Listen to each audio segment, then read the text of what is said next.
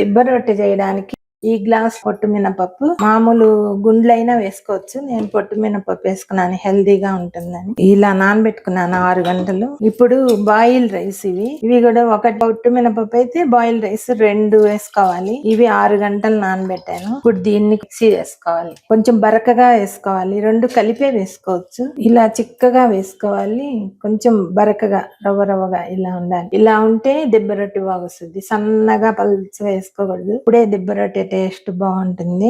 ఇలా చిక్కగా ఉండాలి, ఇడ్లీ పిండి కన్నా కొంచెం చిక్కగా ఉండాలి. ఇప్పుడు మిగిలిన మినపప్పు, బియ్యం ఇలా మిక్సీ వేసుకున్నాము. ఒక పచ్చిమిర్చి వేసుకున్నాను, కొంచెం అల్లం ముక్క. ఇది ఇట్లా మిక్సీ వేసుకుంటే టేస్ట్ బాగుంటుంది. అది ఎక్కువ నీళ్ళు వేసి పలుచగా చేయకూడదు కాబట్టి కొంచెం నీళ్ళు వేసుకుంటూ అలా చేసుకున్నాం.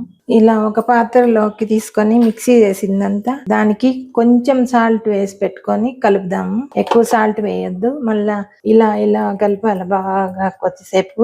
అప్పుడే త్వరగా పులుస్తుంది. దోశ పిండి అయినా అంతే, ఇడ్లీ పిండి అయినా అంతే, మనం చేత్తో కలిపితేనే త్వరగా పులుస్తుంది, బాగొస్తుంది. దీన్ని మూతేసి పెట్టుకొని ఒక 5-6 గంటలు, ఎండ ఎక్కువగా ఉంటే కొంచెం 5 గంటలు, పులవకుండా ఉంటే 6 గంటలు అలా బయట ఉంచుకొని చేసుకోవాలంటే అప్పుడే చేసుకోవచ్చు, లేకపోతే ఫ్రిడ్జ్ లో పెట్టి చేసుకోవచ్చు. కానీ పుల్లగా పోకూడదు, కొంచెం పొంగాలి. 6 గంటల తర్వాత ఇలా పొంగింది. ఎక్కువ పొంగనవసరం లేదు, కాలు భాగం వేస్తే సగానికి వచ్చింది. దీన్ని ఇలా కలుపుకొని సపరేట్ గా తీసుకొని మనకు కావాల్సినంత సపరేట్ గా వేసుకొని ఇప్పుడు జీలకర్ర వేస్తున్నాము, 1/2 టీ స్పూన్. ఇంత తిక్కుగా ఉండాలి పిండి.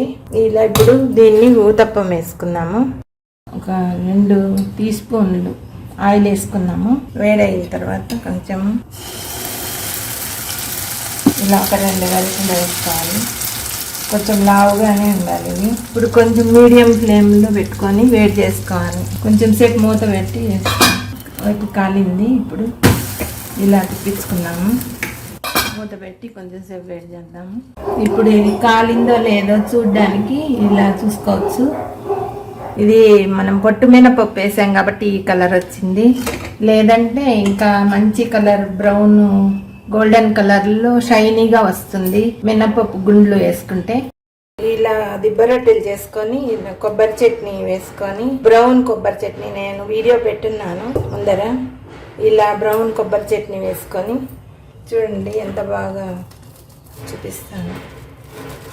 బాగా కాలింది, పొట్టు మినపప్పు కాబట్టి ఈ కలర్ వచ్చింది, బాగా కాలింది చూడండి. ఇలా సర్వ్ చేసుకొని తినొచ్చు.